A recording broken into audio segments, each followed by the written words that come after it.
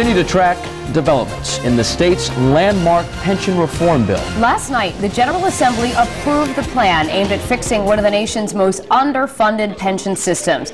And now the bill will head to the governor, while local union leaders consider their next move. Eyewitness News reporter Nicole Estefan joins us live in the newsroom this morning with more details on the vote and what happens next. Nicole?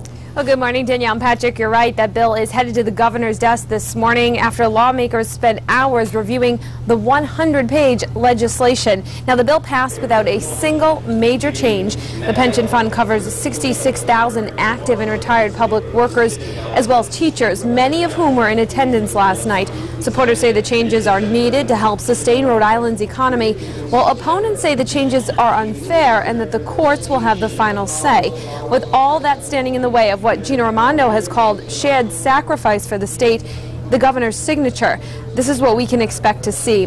The suspension of the annual cost of living increases for retirees, raising the retirement age for workers who are not yet eligible to retire, and creating a new hybrid retirement system that mixes traditional pensions with 401k style accounts.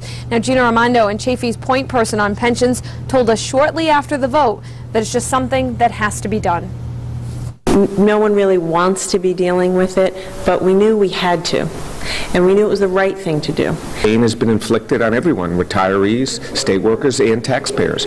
But this is a major step to putting our fiscal house in order.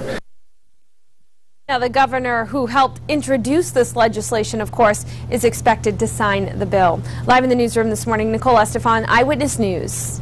I'll remind you that you can find extended coverage online at WPRI.com. Ted Nesi has a full report on yesterday's developments under Nesi's notes. You can also find an interactive map that shows how much your community stands to gain or to lose.